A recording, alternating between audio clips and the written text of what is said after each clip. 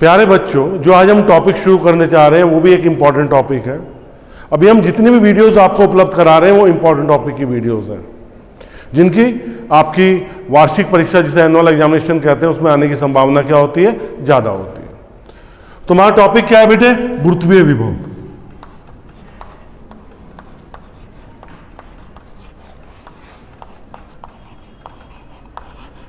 English में कहते हैं इसे ग्रेविटेशनल पोटेंशियल। Gravitational potential. कुछ बच्चों ने डिमांड करी थी, सर जरा जो टर्म जो है वो थोड़ी इंग्लिश में लिख दिया करो। मैं ठीक है बेटा। गुरुत्वीय विभव होता क्या है बेटा?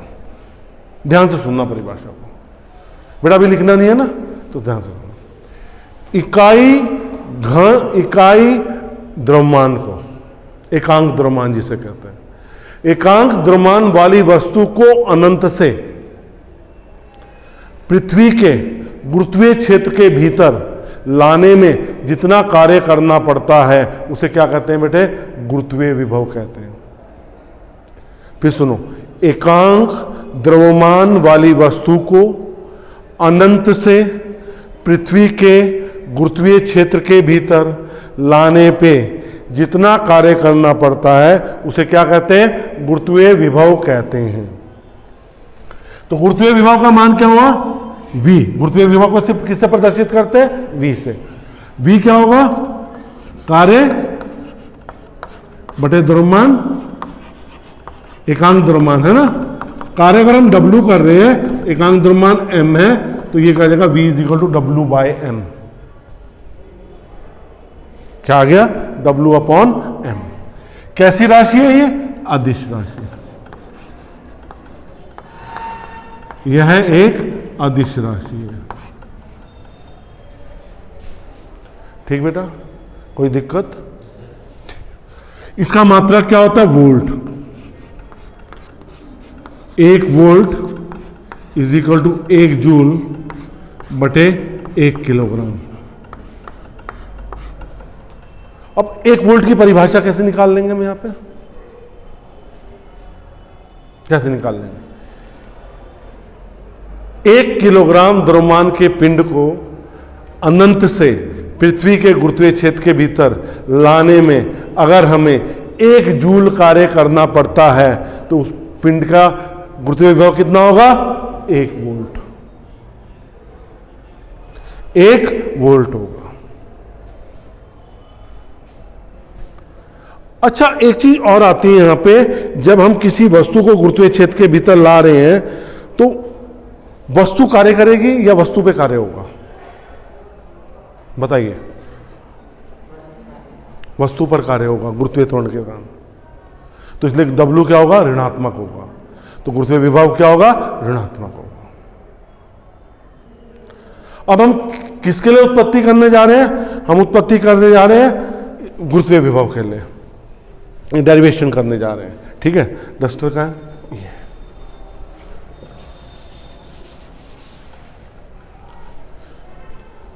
ये हमारी पृथ्वी है। इसका द्रव्यमान कितना है? m। O बिंदु पर है। इसके केंद्र से ये दूरी क्या है? अनंत है। हमें अनंत से, कहां से? अनंत से। इसे एकांक द्रव्यमान नहीं मानते, छोटा मानते हैं। हम कोई वस्तु ले लेते हैं, ठीक है, फिर ये दूरी का तुम्हें पंगा रहेगा। ये हम आप एक वस्तु है, इसके चारों तरफ से गुरुत्वीय क्षेत्र है, हमें अनंत से C बिंदु पर जो O से R दूरी पर स्थित है हमें क्या लाना है? एकांक द्रव्यमान की वस्तु लानी है। परिभाषा ये कहती है, परिभाषा यही कहती है। तो मुझे कहां से लानी है? अनंत से। मैं जब लाऊंगा, धीरे धीरे वस्तु जब पृथ्वी की ओर आएगी तो दूरी कम होगी ना या बढ़ेगी? जब वस्तु पृथ्वी की ओर आएगी तो दूरी बढ़ेगी घटेगी बेटा? घटेगी ना, है ना। तो माना इस समय वस्तु A बिंदु पर है,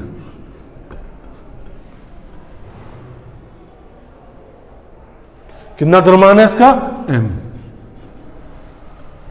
दो पिंड, आपको न्यूटन के गुरुत्वाकर्षण नियम में बताया था, दो पिंड एक दूसरे को आकर्षित करते हैं, प्रतिकर्षित करते हैं, केवल आकर्षित करते हैं। उनके बीच में कैसा बल होता है? केवल आकर्षण बल होता है, केवल आकर्षण। तो इसके बीच में आकर्षण बल हो गया। तो जो बल गुरुत्वाकर्षण बल लग रहा है वो कितना लग रहा है? गुरुत्वाकर्षण बल कितना लग रहा है? Gmm अपॉन, इस दूरी को हम x मान लेंगे, x स्क्वायर। कोई दिक्कत तो नहीं? इतना बल कार्य कर रहा है गुरुत्वाकर्षण बल। अब इस वस्तु को मैं A से B बिंदु तक ले आया, ये बल था ना। मैं वस्तु को कहां से ला रहा हूं? A से B। अब बल भी किस दिशा में लग रहा है? B की ओर ही लग रहा है। बल और विस्थापन की दिशा एक है या अलग अलग है? बल भी आकर्षण बल है, O की ओर कार्य कर रहा है। विस्थापन भी किस तरफ हो रहा है? O की ओर हो रहा है। तो इनके बीच में कोण कितना होगा? 0 डिग्री होगा। दोनों एक ही दिशा में होंगे या नहीं होंगे? बताओ, होंगे ना? एक ही दिशा में होंगे। तो एक ही दिशा में होने के लिए m द्रव्यमान को A बिंदु से B बिंदु तक लाने में किया कार्य।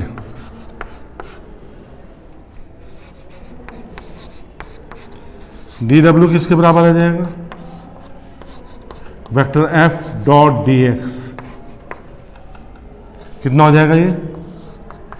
f dx cos 0 degree. Vector a dot vector b पढ़ाया था, अदिश गुणनफल, ए बी cos थीटा था ना। तो f डॉट dx क्या हो जाएगा? f d cos 0 degree. यहां थीटा कितना है? 0 डिग्री, क्योंकि बल और विस्थापन एक ही दिशा में हो रहे हैं। तो dw कितना हो गया बेटा अब हमारे पास? 1/4 एप्सिलॉन नॉट, सॉरी, मैं उसमें वैद्युत क्षेत्र में आ गया।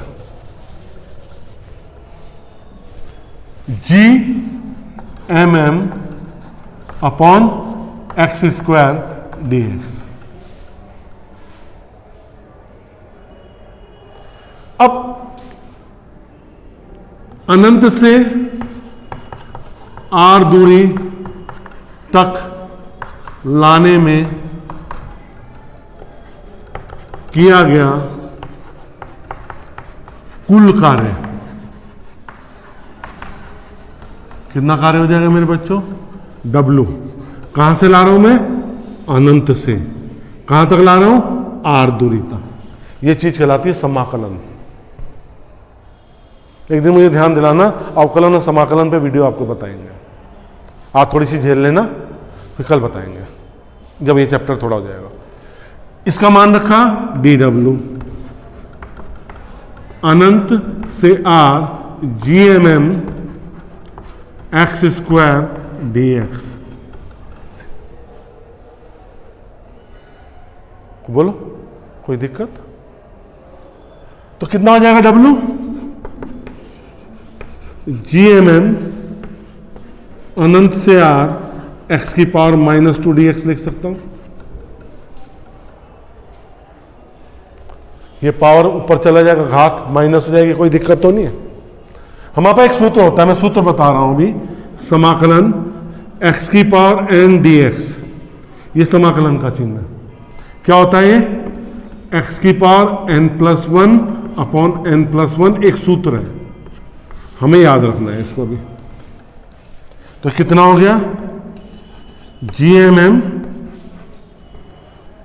x की पावर -2+1 अनंत से r। कोई दिक्कत तो नहीं है बेटा इसमें? मैंने सूत्र बताया आपको, बेटा इधर ध्यान देंगे, इस सूत्र के बिना काम नहीं चलेगा। x की पावर n dx, x की पावर n+1 अपॉन n+1। कितना हो गया बेटा अभी यहां पे मानिए?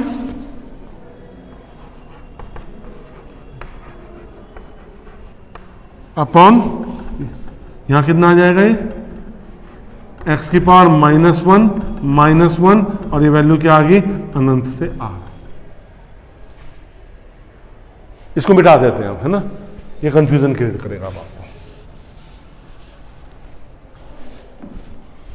क्या आ जाएगा W माइनस बाहर आ गया GMM, इससे 1/x लिख सकता हूं x की पावर -1 को,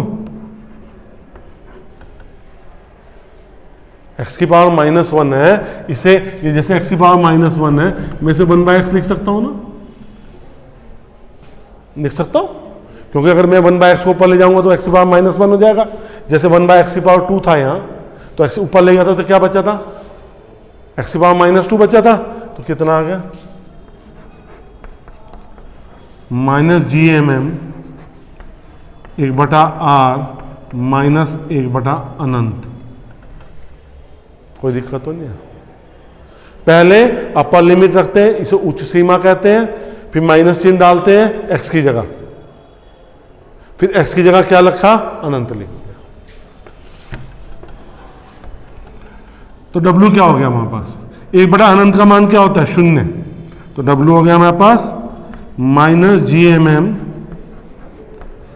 1/r -0, तो W का मान कितना आ गया बेटे हमारे पास -GMM upon r।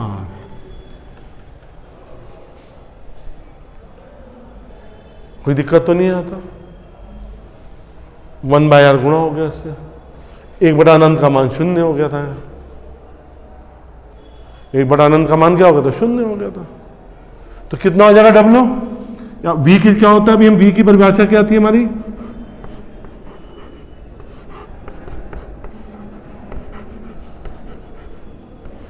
Upon r upon m।